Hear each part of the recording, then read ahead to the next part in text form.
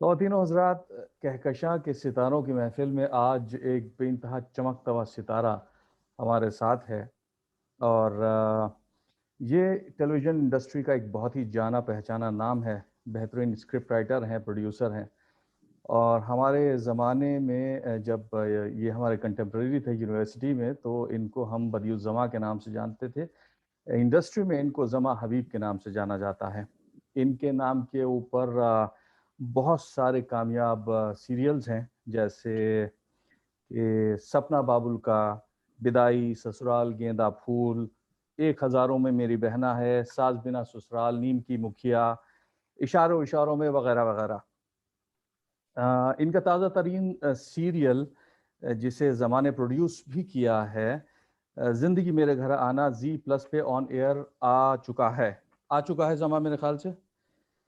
Star plus पे। Star plus पे। और ज़मा ने एएमयू से बैचलर्स किया और मास्टर्स किया अंग्रेज़ी में। Zama, thank you very much, अस्सलाम वालेकुम और वेलकम। शुक्रिया, वालेकुम अस्सलाम। और आपके तवज्जुह से मैं सारे नाज़रीन को भी सलाम कहता हूँ और बहुत-बहुत शुक्रिया मुझे यहाँ अ, मदऊ करने के लिए। ज़मा, जब यूनिवर्सिटी में थे हम लोग और मैंने आपकी पहली मर्तबा परफ़ॉर्मेंस देखी थी कैनेडी हॉल में। मेरे ख़्याल से 2 प्ले मुझे याद हैं, जनता एक्सप्रेस और टोबा टेक सिंह। तो मुझे ये यकीन हो गया था कि नसीर साहब के बाद एक बहुत ही इंटेंस एक्टर इंडस्ट्री को मिलने वाला है। और उसके बाद फिर बीच में कुछ गैप आया मुलाज़मतों का और इसका उसका हिस्सा। फिर बाद में हमें जब पता चला तो आप जो थे वो एक्टिंग छोड़कर राइटिंग में चले गए थे। तो ऐसा क्यों हुआ? अ, सबसे पहले तो ये बड़ा ओवरवेलमिंग है जब आप ये कह रहे हैं कि नसीरुद्दीन शाह के बाद इतना इंटेंस एक्टर। और एक ज़माने में मुझे आपने एक याद दिला दी वो बात, हमारी प्रोफ़ेसर ज़ाहिदा ज़ैदी थीं, उन्होंने स्टेज पे भी आके ये बात कही थी और बड़ा फ़ख्र महसूस हुआ था कि हाँ, चलो इस तरह से मुझे रिकॉग्नाइज़ किया जा रहा है, इस तरह से मुझे अ, उस वक़्त वो कंपेयर करना भी बहुत अच्छा लगता था क्योंकि आप बहुत बड़े मतलब अदाकार के साथ आपका मुवाज़ना हो रहा है और आपको कंपेयर किया जा रहा है। एक्टिंग का जहाँ तक सवाल है, यस, उस ज़माने में थिएटर डेज़ में अ, मैं बहुत ही दिलचस्पी से एक्टिंग करता था, मुझे बहुत पसंद थी अदाकारी करना। लेकिन धीरे-धीरे क्या हुआ कि जैसे-जैसे मैं प्लेज़ के ज़माने में ही मुजीब भाई, जैसे-जैसे मैं प्लेज़ डायरेक्ट करने लगा, अ, मेरी जो मतलब खुशी और या एक्साइटमेंट जो होता हुआ करता था, वो मुझे डायरेक्शन में मिलने लगा। और ओके। उस ज़माने में भी एक्चुअली धीरे-धीरे ये हुआ कि मैं दूसरी कास्टिंग भी मैं करने लगा, दूसरे एक्टर्स को ज़्यादा बड़े रोल और अच्छे और उस तरह से देना शुरू किया मैंने। अगर आपको शायद आपने वो देखा नहीं हो, जैसे एक अनारकिस्त की इत्तेफ़ाक़ मौत हमने किया या दूसरा मतलब चड्डी पहन के फूल खिलाए वहीं अलीगढ़ में ही। तो धीरे-धीरे असल में मेरी पूरी दिलचस्पी बढ़ने लगी हिदायतकारी की तरफ, डायरेक्शन की तरफ। अच्छा, और अच्छा। वहाँ से मतलब अगर मैंने कुछ रोल किए भी, तो उस मजबूरी में किए कि बहुत ज़्यादा एक्टर्स नहीं मिल रहे हैं और अगर मिलते थे तो 4 दिन आए रिहर्सल में, फिर 2 दिन गायब हो गए। तो आप जानते हैं उन हालात को, आप खुद भी वहाँ काफ़ी एक्टिंग कर चुके हैं, ड्रामे कर चुके हैं। तो उस वजह से मैंने मतलब आखिरी दौर में, अलीगढ़ के ज़माने के आखिरी दौर में मैंने मैक्सिमम प्लेज़ जो किए हैं, जिसमें मैंने अदाकारी की है, वो मैंने मजबूरी में की है। अच्छा। तो क्योंकि मैं ज़्यादा एन्जॉय करने लगा था डायरेक्शन और उसी सपने को लेकर, उसी ख्वाब को लेकर मैं वहाँ से बाहर निकला था।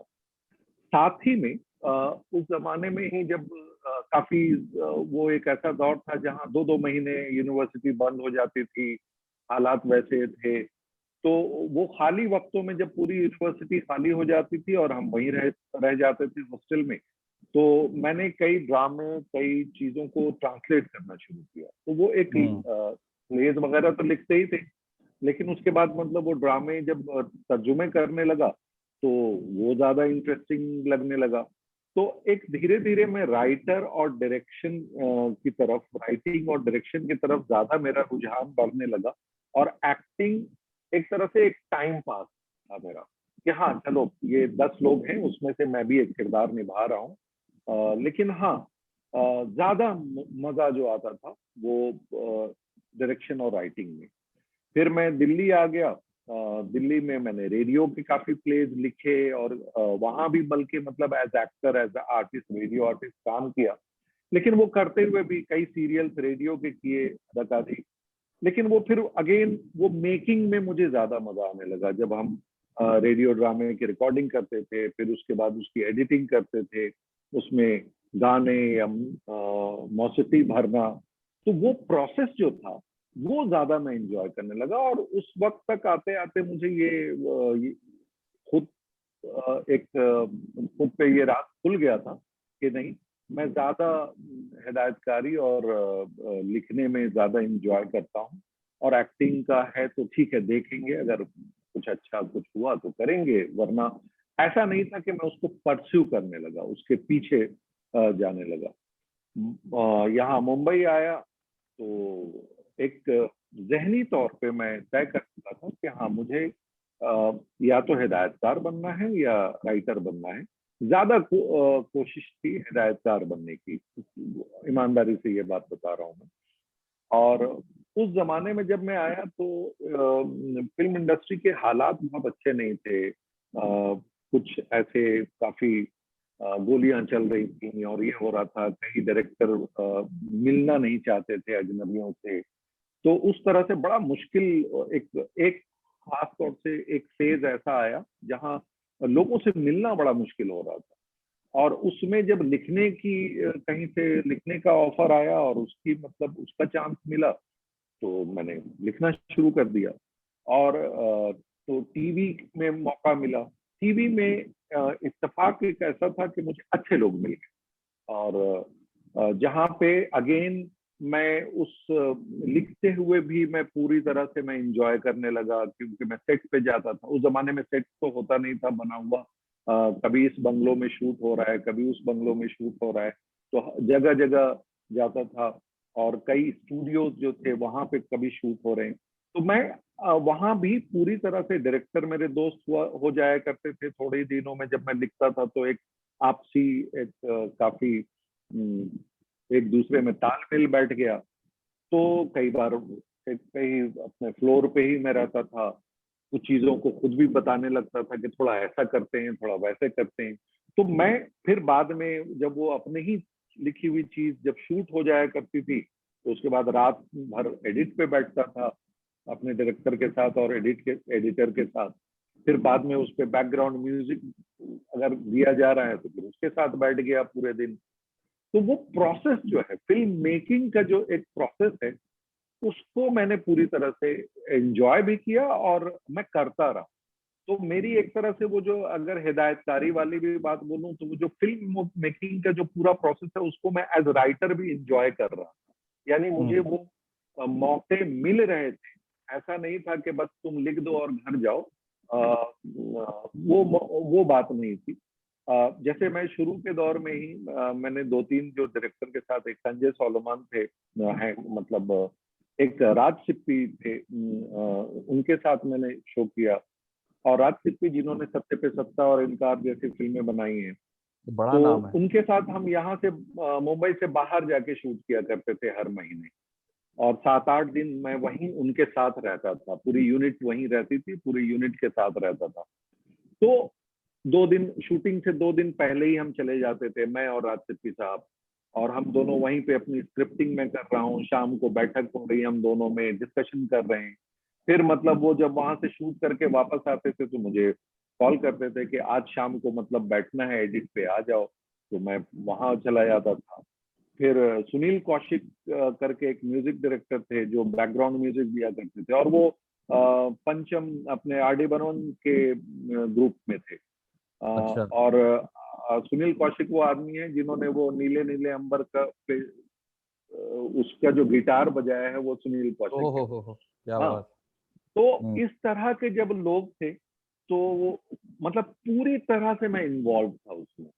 तो मुझे मेरी जो प्यास आप कह सकते हैं क्रिएटिव प्यास वो बुझ रही थी, क्योंकि सिर्फ अगर मैं लिख के भेज दिया होता या सुना के चला आया करता तो शायद मैं अंदर से प्यासा रहता, लेकिन वो सारे प्रोसेस में मैं शामिल रहा।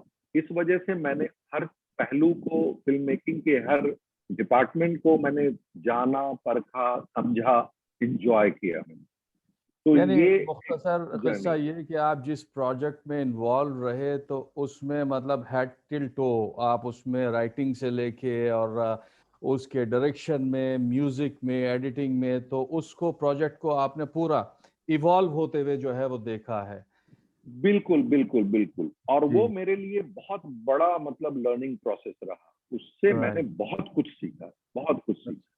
अच्छा जमा, आप जब अलीगढ़ आए थे अपना ग्रेजुएशन करने के लिए तो आप 12वीं क्लास करके आए थे कलकत्ता से। तो जी जी। वहाँ तो 12वीं क्लास में जहाँ तक मुझे याद है तो इतनी तो हम लोगों के अंदर मेच्योरिटी नहीं होती थी कि हम लोग अपने करियर के बारे में सोचना शुरू कर दें। We used to take things as they came to अस।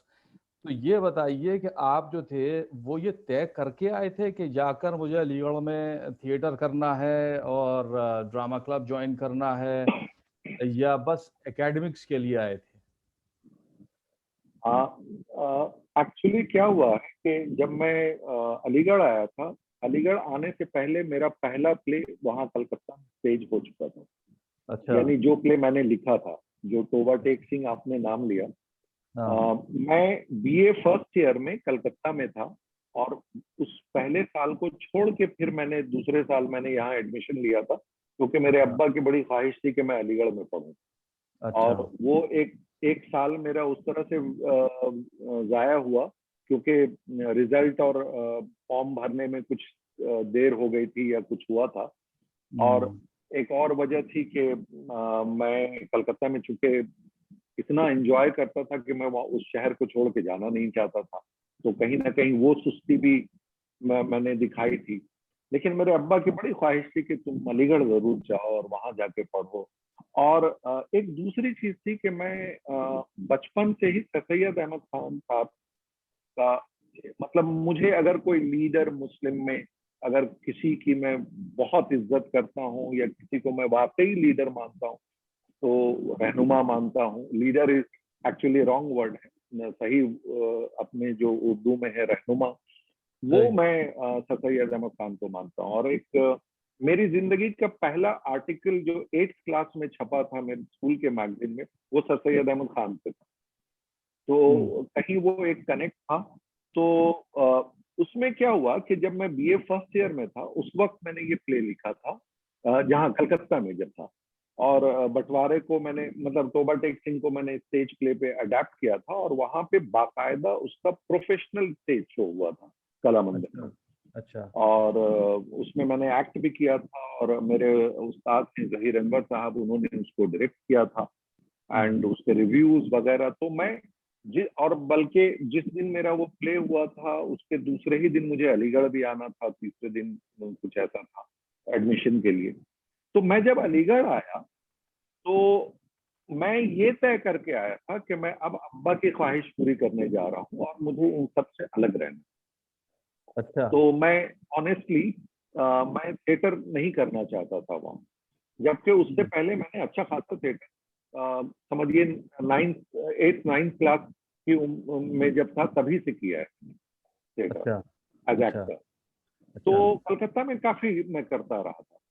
अब जब अलीगढ़ आया और मैंने अपने आप को दूर रखा था थिएटर से, लेकिन एक होता है ना कि लौट जाती है उधर को भी नजर, क्या कीजिए। तो सही बात। वो कैंटीन से चलते चलते कैनेडी ऑडिटोरियम की तरफ बढ़ गए। वहां बढ़ गए तो आवाजें सुनी, अंदर चले गए, पीछे बैठ के रिहर्सल्स देखता रहा, फिर हम्म। थोड़ी देर अपना बिताया वक्त। और ये तो उसमें अली मोहसिन रजा साहब जो हैं, आप जानते हैं बहुत की तरह थी। जी, जी, उन्होंने ये नोटिस किया कि ये एक शख्स है, एक लड़का है, पतला दुबला सा, जो रोज आता है और चुपचाप बैठ के और 1 घंटे 1.5 घंटे बैठता है और चला जाता है। हम्म, तो उन्होंने पता लगाया ये कौन है। तो फिर कलकत्ते के ही एक साहब थे, उन्होंने इनको बताया कि ये जमा है और ये थिएटर बहुत अच्छा अदाकार है और थिएटर काफी किया हुआ है। अब मोहतशिम साहब मेरे पीछे पड़ गए। हम्म, कैंटीन में मिलते थे तो मुझे बुला लेते थे, इधर आइए चलिए। और इस हद तक पीछे पड़े कि वो मेरे हॉस्टल पहुंच गए, रूम तक पहुंच गए। पता नहीं कैसे उन्होंने पता लगाया कौन से रूम में है, कहाँ है ये। उसके बाद वो मेरे ये तो मैं एक दिन गया उनके, उन लोगों का कुछ एक प्ले की रिहर्सल चल रही थी और मैं फिर बिठा दिया गया वहां पे साइड में। फिर बैठते रहे। फिर उन्होंने बड़ी ईमानदारी से पूछा कि जमा, आपको कैसा लग रहा है? तो मैंने कहा कि यहाँ यहाँ मुझे अच्छा नहीं लग रहा है, तो आप क्या सजेस्ट करते हैं? तो फिर मैंने ये कहा, मैं मोहतशिम साहब की इसलिए इज्जत करता हूँ कि वहां पे जैसा कि मुजीब साहब, मुझे भाई आप जानते हैं, सीनियर जूनियर का बहुत ज्यादा वो है, एहतराम है। बड़ी, हाँ। तो एक जूनियर से पूछना, फिर उसकी सलाह लेना, और फिर उस उन्होंने रिहर्सल खत्म हो चुकी थी, उन्होंने फिर से सबको स्टेज पे बुलाया और बोला कि आप बताएं कि क्या क्या ये होता है। तो उन्होंने जो जिस तरह से वो वेलकम किया, मुझे एक वो बड़ा अच्छा लगा दोस्त और हैं। एक कंफर्ट, हाँ, एक कंफर्टेबल फील किया मैंने। तो हम्म, उसके बाद मैं थोड़ा सा मैंने पूरा उनका पूरा कोरियोग्राफी ही उधर उथल पुथल कर दी मैंने, कि इसको ऐसा और उसको वैसा, उसका उसकी वजह से मुहसिन भाई ये समझ गए कि भाई ये बंदा जानता है थिएटर और ये। तो उन्होंने कहा कि नहीं, वो आपको करना है। इत्तेफाक से उसी के 2 दिन के बाद वो लोग शायद पठानकोट या कहीं जा रहे थे, तो उस वक्त यूथ तो मैं शामिल फेस्टिवल। नहीं हुआ। हाँ, यूथ फेस्टिवल पे। हम्म, वहां से वो सारे इनामात जीत के लाए और ये, और उसके बाद पहली खुशखबरी भी मुझे दी और कहा कि अब तुम्हें थिएटर करना ही करना है।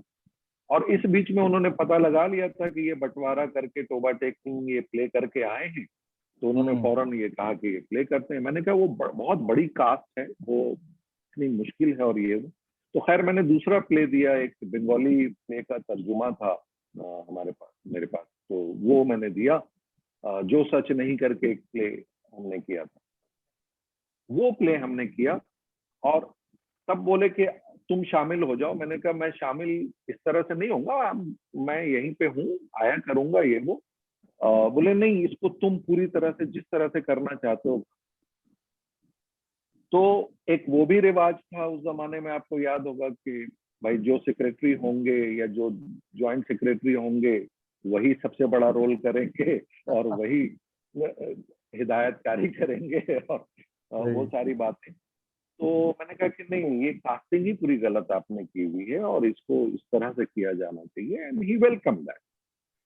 अब वहां पे जो दूसरे दोस्त थे, पूरा ग्रुप जो था, पहले 2-4 दिन या 2-4 हफ्ते वो जरा अनकंफर्टेबल हुए कि ये कौन था हाँ, एक हमारा मतलब सिरे से जूनियर आदमी, ये आके आप ये बोलता है ऐसे करो वैसे करो। लेकिन बड़ी अच्छी बात हो गई कि धीरे धीरे मेरे ख्याल में 1 आध महीने में ही बड़ा दोस्ताना माहौल बन गया और सबने मुझे बहुत अच्छे से वेलकम किया, चाहे कामरान भाई हों या फजल वारिस खान साहब, बंटी भाई हों या अबरार भाई, अफसर भाई, जितने भी लोग थे उस जमाने में आपको याद ही।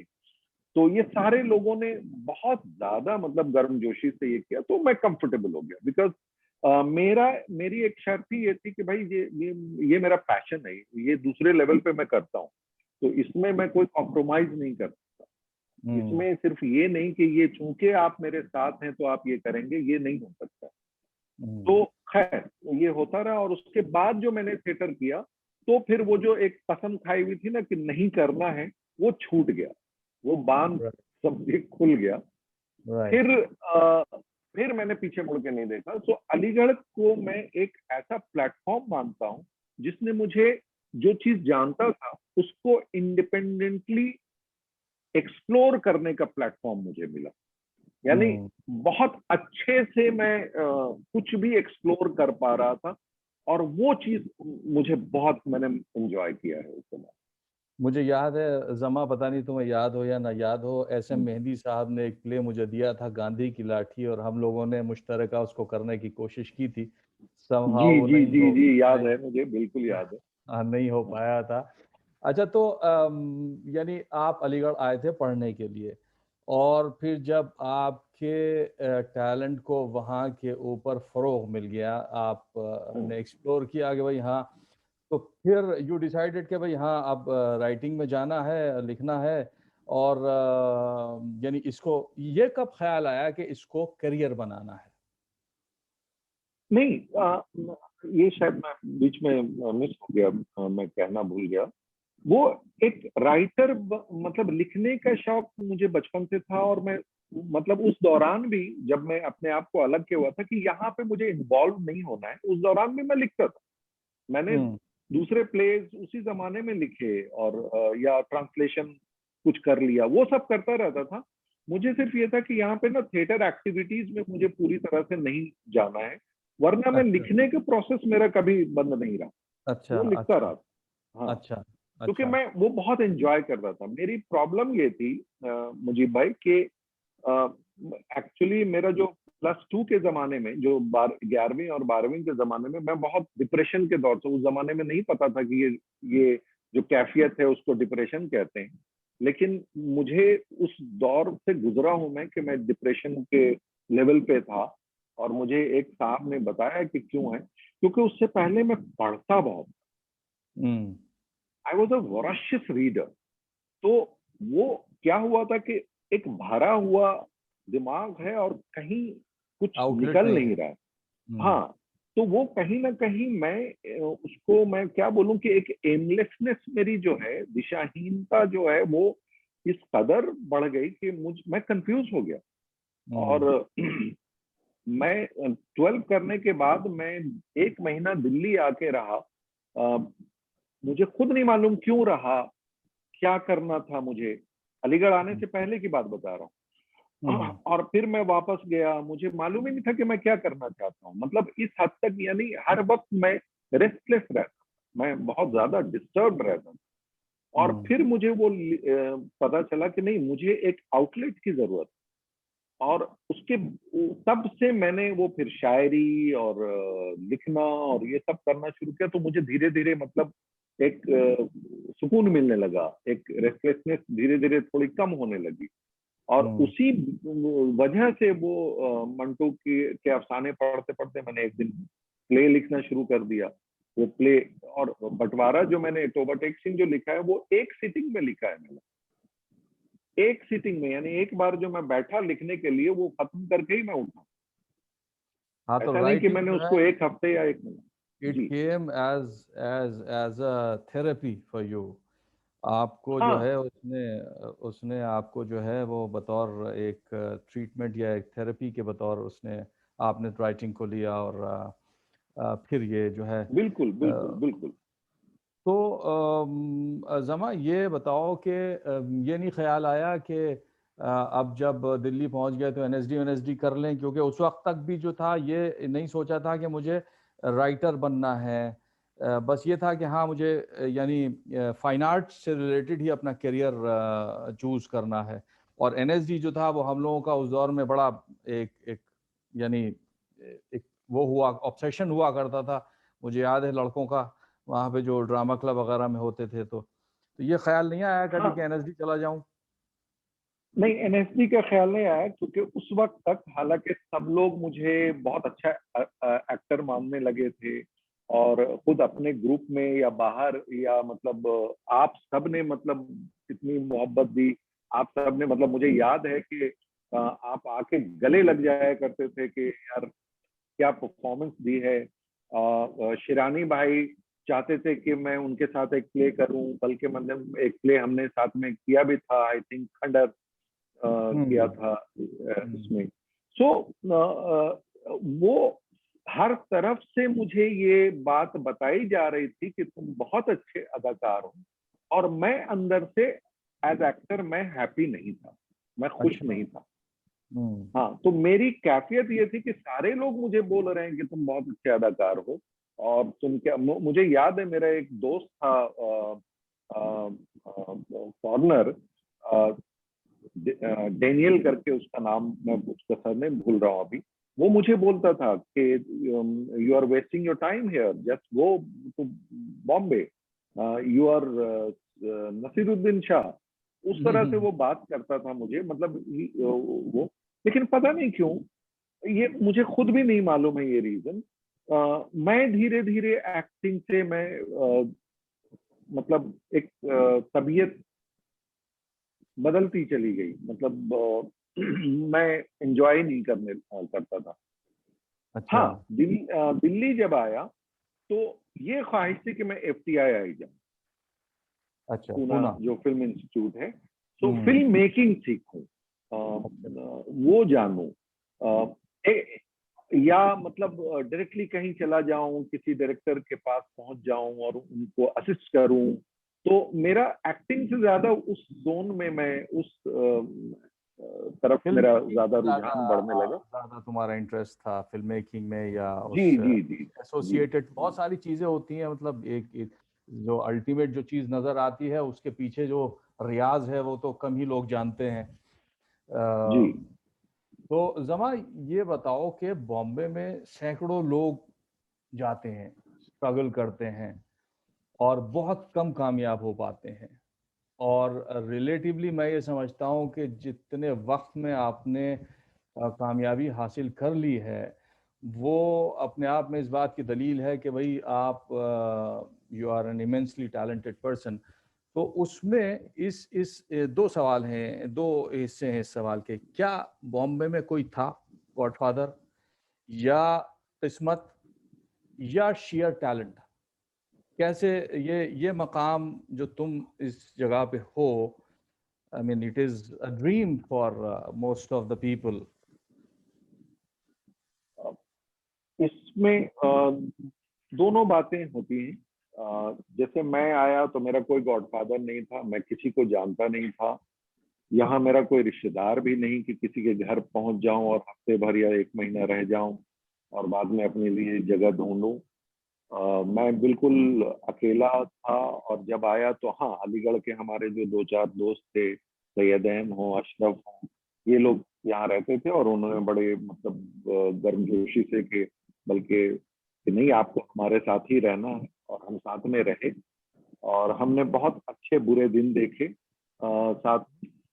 और उस जमाने में मुझे याद है, पीसीओ का जमाना था, और मैं सुबह नाश्ता करके अपनी बिल्डिंग से उतरता था और एक लंबी लिस्ट लेके कि इनको इनको फोन करना है, और वो फोन का सिलसिला चलता था।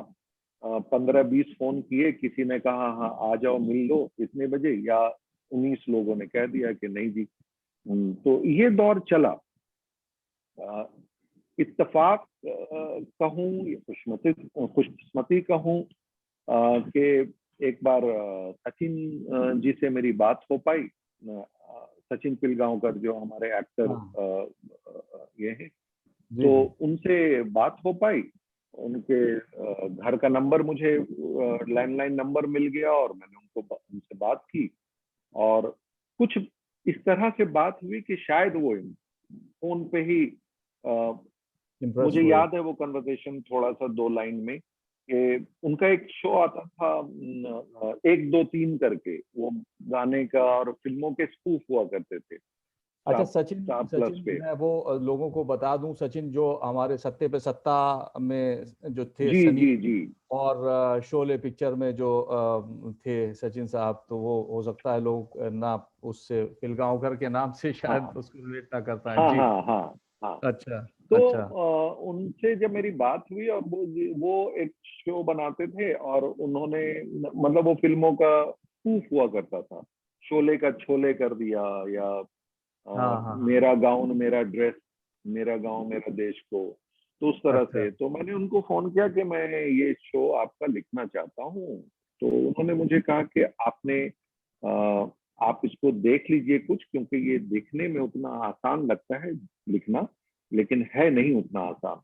मैंने हम्म। कहा कि वो जितना भी मुश्किल है, ये मुझे याद है मेरा जुमला, कि वो जितना भी मुश्किल है मैं जानता हूँ मैं लिख लूंगा। तो शायद वो उनको एरोगेंट लगा या जो भी लगा, उन्होंने कहा अच्छा आप आ जाइए 3 बजे तक मेरे ऑफिस में। मैं उनके ऑफिस पहुंचा और उन्होंने मुझसे बात की, मिले। उसके बाद बोले कि आप बताएं कौन सी फिल्म का स्कूप लिखना चाहेंगे। मैंने कहा आप बताएं कौन सा, आपको क्या आप काफी कर चुके हैं तो कौन सा बचा हुआ है या कौन सा करना है। तो उन्होंने कहा कि काला पत्थर अभी बचा हुआ है। तो मैंने कहा ठीक है, निकाला पत्थर करते हैं। तो उन्होंने कहा अच्छा। तो वहीं पे पता नहीं उनको मेरी बातों से या कुछ ऐसा लगा और उनको समझ में आया कि शायद है टैलेंट या कुछ ऐसा। तो उन्होंने मुझे कहा कि आप ये VHS ले जाइए फिल्म फिर से देखिए और देख के इस पे स्कूप जो भी है। मैंने कहा नहीं मुझे फिल्म याद है। तो बोले हाँ याद तो ऐसे कहानी सब होती है, लेकिन आप फिर से देख लीजिए। मैंने कहा नहीं मुझे पूरी फिल्म सीन बाय सीन याद है। तो उन्होंने कहा अच्छा तो ठीक है सुनाइए। तो मैंने फिल्म सुनाना शुरू किया, इसके बाद ये होता है, इसके बाद ये होता है। तो वो काफी मतलब एक बड़ा अच्छा माहौल बना। और उसके बाद मैं शायद एक 3-4 दिन के बाद मैं उनको सुनाने गया। और उस दिन वो शूट खत्म करके निकल रहे थे, तो उन्होंने अपने एसोसिएट को कह दिया कि तुम सुन लेना और मुझे बता देना। तो उन्होंने सुना, एसोसिएट ने, अविनाश ठाकुर करके उनके एसोसिएट हुआ करते थे। दूसरे दिन मुझे कहा गया कि आप आइए ऑफिस में। तो मैंने कहा लगता है अब बहुत बुरी तरह से रिजेक्ट किया जाएगा। दूसरे दिन जब मैं वहां पर पहुंचा उनके ऑफिस में, तो 15-20 लोग बैठे थे और मुझसे कहा गया कि फिर से सुनाइए। अच्छा। मैंने फिर से सुनाया, सब कुछ हो गया और सब लोग एकदम ये अच्छा है वो अच्छा है करके। उसके बाद सचिन जी ने मुझे इंट्रोड्यूस कराया, 2 खास मेहमान थे। उसमें एक दिलीप नायक थे जो काला पत्थर के एसोसिएट डायरेक्टर थे। अच्छा अच्छा। हाँ, जो ओरिजिनल काला पत्थर के एसोसिएट डायरेक्टर थे, यश चोपड़ा साहब के हुआ करते। तो उन्होंने कहा यार बहुत अच्छा तुमने लिखा है। तो उनको इतना पसंद, उसके बाद एक एसोसिएशन उनसे हो गया। मेरे शुरुआती करियर में सचिन जी का सिर्फ ये काम देने की बात नहीं है, उन्होंने मुझे बहुत ज्यादा हौसला दिया। मतलब एक अनजान आदमी को, मैं कभी फोन पे भी अगर जरा डाउन साउंड करता था तो वो मुझे ऑफिस बुला लेते थे और मुझसे बातें करते थे। मुझे अपनी कार में बिठा के घर ले जाते थे, साथ में हम डिनर करते थे उनके घर पे। और उसके बाद वो मेरी हौसला अफजाई करते थे कि कुछ नहीं, होगा होगा होगा, उस तरह से। दूसरा, मैं राज सिप्पी साहब का बहुत शुक्रगुजार हूँ, क्योंकि उन्होंने मतलब कादिर खान और कई बड़े बड़े राइटर्स के साथ काम किया हुआ था। मैं क्या था, कुछ नहीं था, लेकिन उन्होंने बड़ी हौसला अफजाई की मेरी। संजय सोलोमन मेरे दोस्त हैं, उसने मुझे बहुत मतलब सपोर्ट किया। और सबसे एक इम्पोर्टेंट पर्सन है सिद्धार्थ मल्होत्रा। ये सिद्धार्थ मल्होत्रा जो है, ये प्रेम किशन जी एक्टर हैं, प्रेमनाथ जी के बेटे। जी जी जी। दुल्हन वही जो पिया मन भाई के जो हीरो थे। तो राइट। प्रेमनाथ जी के सिद्धार्थ मल्होत्रा पोते हैं, जिन्होंने अच्छा अभी फिल्म भी बनाई थी, हिचकी करके एक फिल्म अभी बनाई थी रानी मुखर्जी की, सिद्धार्थ अच्छा। मल्होत्रा जी। ये है। ये मुझे आज तक, मुझे अपना बड़ा भाई मानता हूँ और मैं आज तक भाई ही मानता हूँ। हाँ, उम्र में थोड़े छोटे हैं तो वो मुझे बड़ा भाई मानते हैं। सिनेविस्टा में जिस जमाने में जुनून और ये सब का वो सब शोज चल रहे थे सिनेविस्टा के, उस जमाने में सिद्धार्थ मल्होत्रा ने मुझे पहला मौका दिया फुल फ्लेज शो लिखने का। और अच्छा। हाँ, और मैंने 2 शोज एक साथ उस टाइम में सिनेविस्टाज के लिए लिखे। मामला गड़बड़ है, जो संजय सोलोमन ने डायरेक्ट किया था, जिसमें प्रेम चोपड़ा साहब थे, देवन वर्मा साहब थे, हिमानी शिवपुरी थी, काफी ईरावती हर्षित थी। और दूसरा शो मैंने जिंदगी मिलके बिताएंगे किया, जो राज सिप्पी साहब डायरेक्ट कर रहे थे, जिसमें किरण कुमार थे, रंजीत साहब थे, पेंटल जी थे, मतलब भरे हुए सारे स्टार था। और ये दोनों शो मैं एक साथ लिख रहा था। और सिद्धार्थ का, सिद्धू मैं प्यार से कहता हूँ, सब प्यार से सिद्धू कहते हैं, सिद्धू का ये था कि उसको बड़ा बिलीफ था मेरे ऊपर, बहुत भरोसा था, और वो आज तक है। मतलब आज भी वो कोई भी चीज लिखता है, सिद्धू, जो भी कुछ करना होता है तो वो एक बार के भाई एक नजर इस पे मार लो, एक जरा सा देख लो। वो रिश्ता हमारा आज तक, आज 20-22 साल हो गए, और हम मतलब वो दूसरा शो भी अगर कोई कर रहा हो तो उसमें कि जमा भाई जरा सा इधर एक चीज देखो ना, बताओ ना ये क्या है, तो वो चलता है। तो एक बहुत ही एतमाद और प्यार का, मोहब्बत का रिश्ता वो बना। और वहां से जो सिलसिला शुरू हुआ, जिसको मैं बोलूंगा कि हाँ, ये 3-4 लोग जो उस जमाने में बहुत ही बहुत ज्यादा मतलब सपोर्टिव रहे, जहां मैं कई बार खुद अगर किसी अपने जाति मसलों की वजह से थोड़ा अगर बैकफुट पे आता था, तो ये लोग मतलब पूरी पुश तरह से करते हैं। कंफर्ट करके मुझे बाबा, मतलब ये आगे लाते सिलसिला थे। जो है, ये जो स्ट्रगल वाला सिलसिला बॉम्बे जाने के बाद कितने साल रहा तकरीबन, जब आपको लगा कि भाई हाँ, अब मैं कंसोलिडेट हो गया हूँ and I can survive in this big city? कितने साल तकरीबन लगे इसको?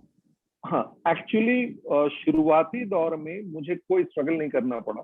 समझिए 2-4-5 महीने, 6 महीने करना पड़ा था। उसके बाद मैं बाकायदगी से मैं शोज करता रहा। अच्छा। स्ट्रगल मेरा शुरू हुआ है जब मैं कामयाब हो चुका था, अच्छा। उसके बाद मैंने स्ट्रगल किया। और अच्छा। वो स्ट्रगल इस तरह से हुआ कि जब डेली सोप का जमाना आया, हम्म। और हम वीकली करते थे, हफ्ते में एक एपिसोड है तो महीने में 4 एपिसोड है, तो एक अपने पेस से लिखना, 10 दिन करेक्ट। ऐसे ही बैठे हुए हैं, फिर 5 दिन में लिखना है। और ये जब डेली सोप आया तो सबसे पहले तो ये हुआ कि भाई, महीने में मैं 4 एपिसोड लिखता हूँ पूरे 15-20 दिन में, उस ये 16 एपिसोड कैसे लिख पाऊंगा महीने में? और उस जमाने में मंडे टू थर्सडे हुआ करता, राइट।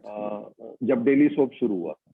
तो उसके बाद मैंने एक शो ट्राई किया, ठीक था, लेकिन मैं एंजॉय नहीं कर रहा था।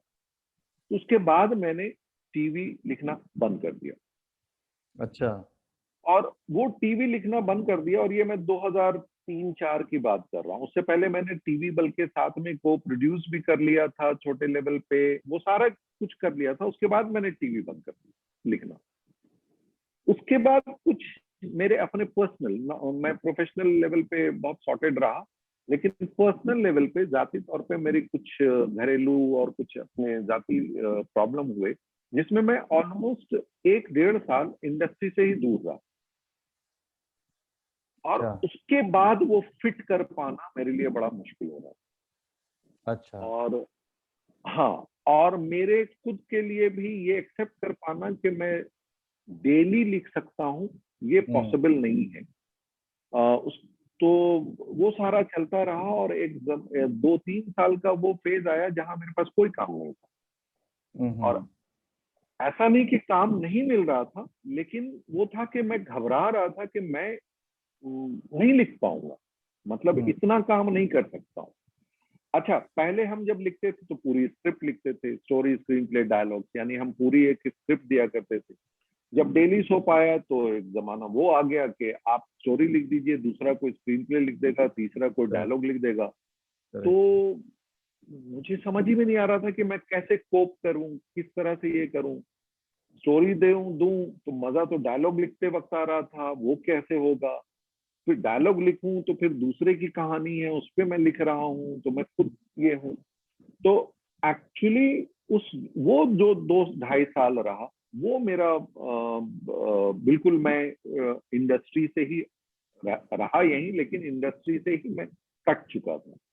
उसके बाद उस बीच में फिल्मों के लिए भी काफी कोशिश चलती रही, 1-2 चीजें हुई, फिर नहीं हुई, वो सब चलता रहा। कुछ कहानियां मतलब अपनी लिखी भी, फिर वो बेईमानी हो गई। खैर, मैं उसके उस डिटेल में नहीं जाना चाह रहा हूँ, क्योंकि किसी को क्या बदनाम करना अभी। तो ये सब सिलसिला चलता रहा। उसके बाद जब कुछ अपनी चीजें आई, मजबूरियां आई, तो मैंने फिर फैसला किया कि नहीं भाई, लिखना है और इसके अलावा मैं कुछ कर नहीं सकता हूँ, और कुछ तो आता नहीं है, नौकरी करनी नहीं है, तो यही एक काम जानता हूं मैं, तो ये करता हूँ। तो सूरज बड़जात्या जी का एक शो था, प्यार के दो नाम एक राधा एक श्याम, वो मैंने लिखा, और फिर से मतलब वो एक अच्छा सिलसिला शुरू हुआ। उसके बाद वो सपना बाबुल का विदाई और वो सारी चीजें। उसी बीच में मेरे एक सीनियर दोस्त थे, और वो अब इस दुनिया में नहीं रहे, रवि ओझा। ये बहुत अच्छा। अहम नाम है मेरी मेरी जिंदगी का। हम्म। ये रवि ओझा वो शख्स हैं जो जिन्होंने जो कुंदन शाह, अजीज मिर्जा, सईद मिर्जा, इस ग्रुप के हैं, एफटीआईआई अच्छा। के उस ग्रुप के हैं, और ये अच्छा। सब दोस्त रहे हैं। और ये सर्कस, या मतलब उससे पहले जैसे सलीम लंगड़े पे मत रो में अपने सईद मिर्जा के एसोसिएट डायरेक्टर रहे हैं, राजू बन गया जेंटलमैन में अजीज के साथ रहे हैं। हाँ, अच्छा। तो ये इनके साथ मेरा जो एक तालमेल था, जहाँ पे फ्रीडम थी, और ये मेरे अब्बा की उम्र के रहे हैं, जिनको मैं रवि ही कहता था, न रवि जी, न रवि साहब, न रवि सर, रवि कहता था। और उसके बाद वो बंगाल चले गए, वहां पे बंगाली शोज बनाने लगे, तो अच्छा। उनके साथ में एसोसिएटेड रहा उस बीच में। और वो फेज में मैंने एंजॉय किया, क्योंकि यहाँ पे सब कुछ बदल रहा था, बड़ा मतलब एक्टर से ज्यादा कैमरा एक्टिंग करने लगा था, वो जो फेस था डेली सोप का, तो यहाँ पे दिल नहीं लगता था कि क्या हम्म। करूंगा मतलब इसमें। हम्म। तो वो बंगाली शोज में लिखने लगा रवि के साथ। रवि डायरेक्ट करते थे, प्रोड्यूस भी करते थे, तो वो मुझे सुकून देता था, वो मुझे क्रिएटिव सेटिस्फेक्शन देता था। पैसा हम्म। यहाँ वाले देते थे। अच्छा। तो क्रिएटिव सेटिस्फेक्शन मैंने बंगाली शो से किए और पाए, और यहाँ कुछ भी पैसे लिखता कमाए। था तो उससे पैसे आ रहे थे। तो हम्म। ये एक बैलेंस अपना बना रहा, तो सैनिटी बची रही, वरना मैं शायद ये लिखते हुए पागल हो चुका होता। उसके बाद हम्म। फिर यहाँ पे भी जरा दौर बदला, अच्छी चीजें होनी शुरू हुई। फिर हमने विदाई लिखा, वो बहुत ही ज्यादा सक्सेसफुल शो हुआ। फिर लोगों ने मतलब काफी मुझे लिखवाना चाहा।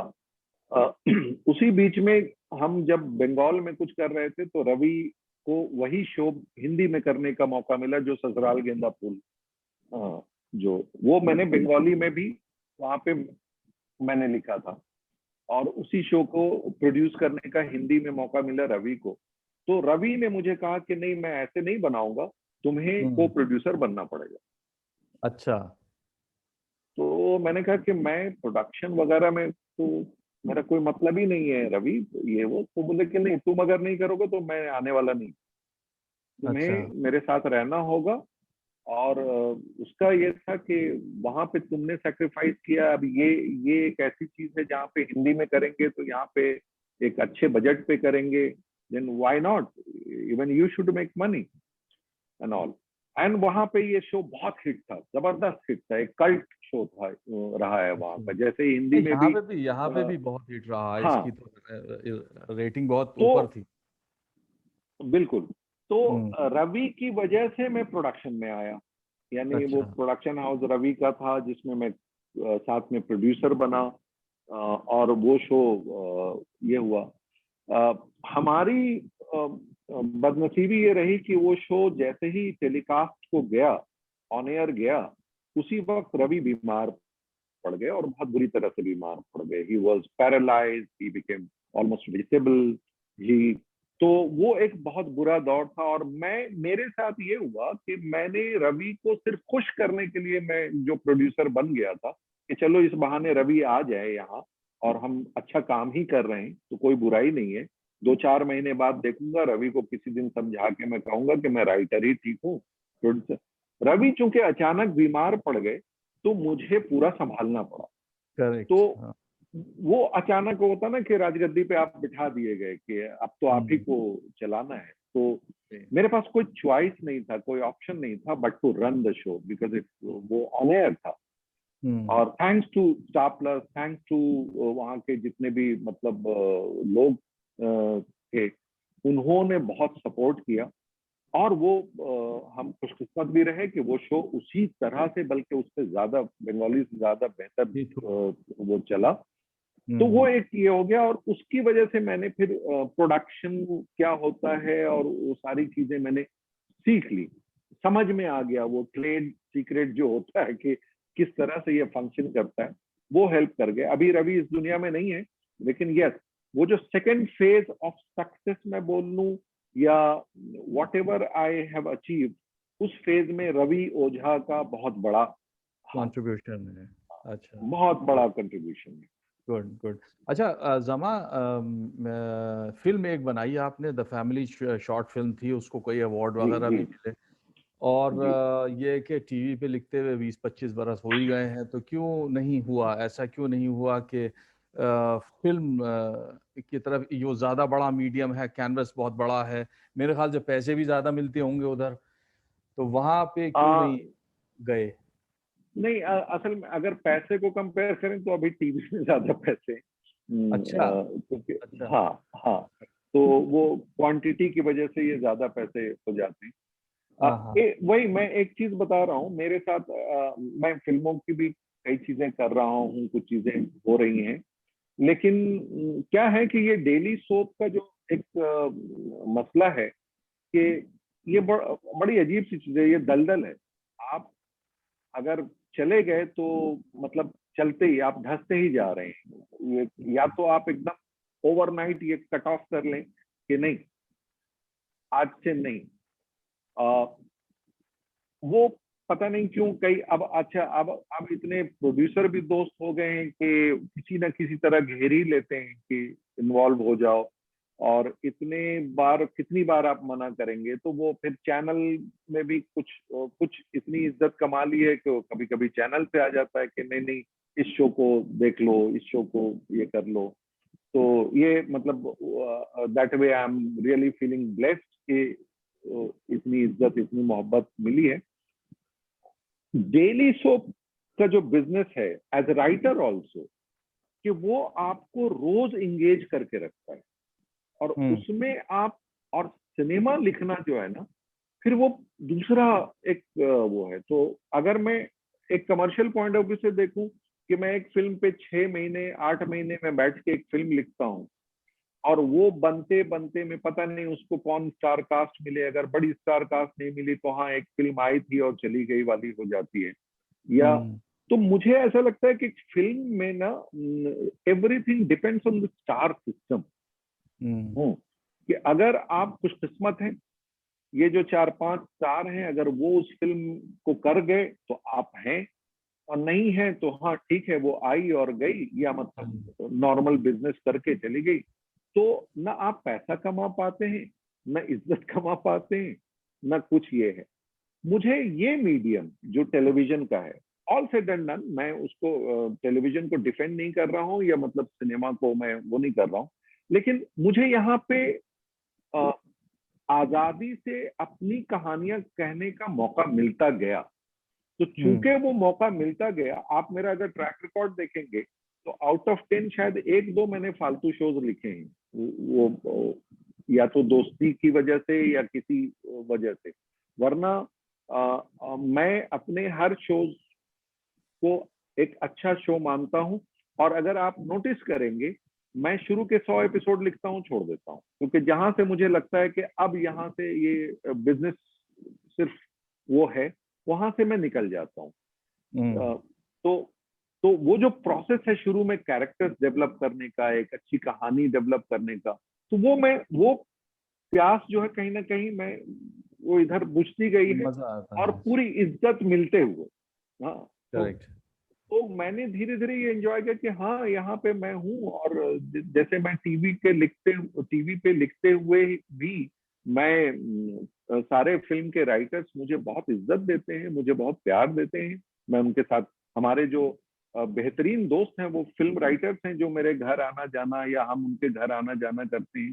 ऐसा नहीं है कि मैं उनके लिए अछूत हूँ, ये तो नहीं नहीं, वो टीवी तो वाला मैंने है। देखा ना कि वो तो हाँ, आप उसके एसोसिएशन के कुछ सदर वदर भी हैं, आप वो टेलीविजन मैं राइटर जनरल सेक्रेटरी हूँ। जी हाँ, जी हाँ, मैं हाँ जनरल हाँ हाँ, सेक्रेटरी हूँ। उसके हाँ।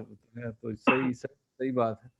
तो वो सारी चीजें मिल रही हैं, तो मुझे, हाँ, एक ये है कि अगर एक कहानी मैं कहना चाहता हूँ तो उसको फिल्म के लिए भी, तो मैं उसके लिए कि ये है, इस तरह से अगर बनती है तो ठीक है, नहीं हम्म बनती है तो आई एम हैप्पी। हाँ, हम्म मेरा वो डेस्परेशन नहीं है, मेरे पास कम से कम 4-5 film script, complete bound script, मैं, वो है, ठीक है, अगर अच्छे से बनेगी तो बहुत अच्छी बात है, नहीं बनेगी तो कोई बात नहीं। उतनी ही चीजों को मैं 10 बार मैं कह चुका हूँ, मतलब हम्म। उस, मतलब एक अच्छी अच्छी कहानियां मैं कह चुका हूँ, तो I am happy as a writer, I am not, मतलब मेरा वो नहीं है कि हाँ, मतलब कोई एम्बिशन ऐसे ग्रो करने का कि भाई फिल्में लिखूं या हाँ, वो करूं, इस तरह का एम्बिशन नहीं है। हाँ, एज अ उस तरह क्रिएटिव से नहीं है। पर्सन आपकी जो क्वेस्ट है वो मुतमईन है, आपका जो जी जी यू जी। गेट सैटिस्फाइड, आप ठीक है, मुतमईन है हाँ। उससे। तो हम्म। अच्छा, मैं ये कह रहा था कि यानी हर क्रिएटिव आदमी का एक एक ड्रीम, एक एक तस्वुर होता है कि भाई ये चीज़ जो है ये मेरा, जैसे नौशाद साहब का एक पूछा गया उनसे कि साहब आपका जो है ड्रीम कॉम्पोजिशन क्या है, तो आखिर तक वो यही कहते रहे कि भाई अभी तक नहीं हो पाया है वो। तो कोई हम्म। चीज़ ऐसी जो जो तुमने सोचा हो लिखने के लिए कि भाई हाँ ये अपने एतबार से बिल्कुल मुकम्मल है, ऐसा हुआ है, या स्टिल यू आर वेटिंग नहीं टू राइट? नहीं, क्योंकि the best is yet to come. Good, और अच्छा। जैसे जैसे हम मच्योर होते हैं वैसे वैसे लगता है कि ये तो बड़ी हल्की सी बात थी, अभी तो और कुछ कहना है बाकी। Good good good. तो वो है, देखिए, प्यास बुझने की जो मैं बार बार बात कर रहा हूँ, वो वाली प्यास उस तरह से नहीं बुझी है कि हाँ चलो खत्म ही हो चुका है मामला और ऐसा है। क्योंकि हम्म। जैसे ऑनेस्टली मैं बताऊं कि मैं पिछले साल ये डिसाइड कर चुका था कि अभी मुझे फिर से 1-2 साल मुझे नहीं करना है टीवी, या कुछ भी, मतलब मैं आराम करना चाहता हूँ, ये वो। पिछले साल जो भी हालात बदले और एक थॉट आया और मैंने कहा नहीं, ये कहानी कही जानी चाहिए, जो मैं हम्म। लेके आ रहा हूँ, जिंदगी जिंदगी मेरे मेरे घर घर आना। आना। तो हम्म। नेवर से नो, मतलब वो है, नेवर से नेवर, जो बात होती गुड है गुड कि गुड। तो अ, फिंगर्स क्रॉस्ड, इंशाल्लाह we are waiting for your best to come. और मैं ये चलते चलते जमा ये पूछूंगा, बहुत ही दिलचस्प गुफ्तगू ये रही, और ऐसा लग रहा है कि जैसे वो बीच का एक वक्त था उसको हमने भरा है। जी जी। अलीगढ़ के कंट्रीब्यूशन को आप कैसे डिफाइन करोगे आपकी कामयाबी में? बहुत ज्यादा, बहुत ज्यादा, क्योंकि मैंने जैसे कहा कि अलीगढ़ मेरे लिए एक ऐसा मैदान था जहां मैं फुटबॉल लेके घूमता रहता था, ड्रिबल करता रहता था, और मुझे वो सारी एनर्जी मिली वहां पे। वो एक ऐसा प्लेटफॉर्म था जहां मैंने मशक की, जहां मैंने अपनी प्रैक्टिस की, और जहां मुझे किरदार मिले इसमें, और इतने सारे किरदार मिले। मेरा, जैसे मैं अक्सर मजाक मजाक में भी कहता हूँ कि अलीगढ़ का अगर किसी ने भी कोई भी एक कोर्स किया हो, 2 साल का या 3 साल का, वो 52 एपिसोड का एक शो तो लिख सकता है। हाँ, मतलब बाय डिफॉल्ट उसको राइटर होने की और ना होने की कोई ऐसा जरूरत नहीं है, तो वो मैं जानता हूँ, क्योंकि वहाँ का ह्यूमर, वहाँ की जो बाकी चीजें हैं, वो सारी चीजें, मतलब वो बहुत बड़ा कंट्रीब्यूशन। हाँ, हम्म एक चीज जिससे मैं हमेशा दूर भागता हूँ, और अक्सर लोगों को लगता है कि मैं शायद, मतलब अलीगढ़ वालों से दूर भागता हूँ या कुछ, ये मैं और ये मैं तहे दिल से इसको, अच्छा हुआ आपने ये पूछा है तो मैं बोल रहा हूँ कि हम अलीगढ़ वालों की एक प्रॉब्लम ये है कि हम अपनी पास्ट ग्लोरी में ही जीते रहते हैं। हम्म। हम्म इसके लिए मैं सबको बोलता हूँ, जो भी मेरे करीबी दोस्त हैं, कि नहीं, आप बहुत अच्छी जगह से आए हैं, बहुत कुछ वहां से मिला है आपको। अब भूल जाइए कि सुलेमान हॉल के बाहर की चाय और वो यादों की तरह, जैसे बचपन की 1000 यादें हैं, वैसे मेरी एक अच्छी यादें हैं, लेकिन उसी को जीते रहने में मैं आगे नहीं बढ़ पाऊंगा। कदम ना बढ़ाऊं, ये ना करें। क्योंकि मैं सही। यहाँ भी देखता हूँ, मेरे बहुत सारे मतलब अलीगढ़ के जो हैं जूनियर्स भी हैं, ये जब भी मिलो एक ही टॉपिक है।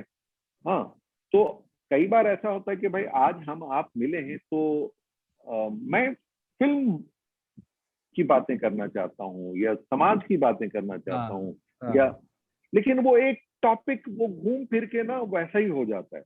तो उसकी हम्म। वजह से मैं थोड़ा सा मैं बोर होने लगा।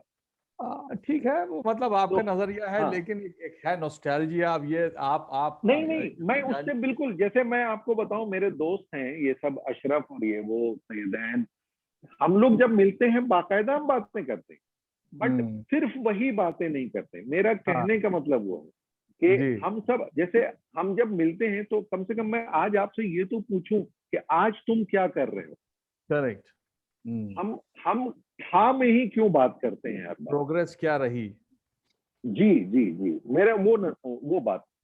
Good good good. बाकी जमा। अलीगढ़ का मैं इस कंट्रीब्यूशन को भुला ही नहीं सकता हूँ, मतलब यस। Absolutely absolutely. आप लिरिसिस्ट हैं, और मैंने आपकी कुछ पोइट्री पढ़ी है, और बल्कि अब आपकी बच्ची की सालगिरह पे आपने जो लिखी थी, तो उसको मैंने हाँ, पढ़ने आपने रिकॉर्ड भी किया था, जी जी, बिल्कुल रिकॉर्ड बिल्कुल। की।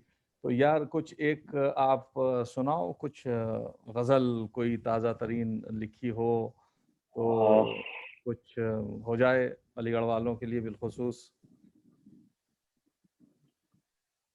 अब मुझे असल में गजलें और उतनी याद नहीं रहती हैं क्योंकि रोज का माहौल वैसा है नहीं। अच्छा अच्छा आ, अच्छा। हाँ, मैं एक दो शेर इरशाद इरशाद, हाँ बिल्कुल ऐसा तो बिल्कुल। मैं सुनाता हम्म। हूँ। ये बड़ी पुरानी गजल है, बल्कि अलीगढ़ के जमाने की ये गजल है कि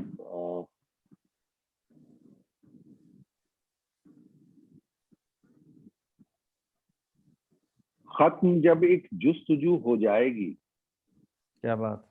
खत्म जब एक जुस्तजू हो जाएगी, फिर नई एक आरजू हो जाएगी।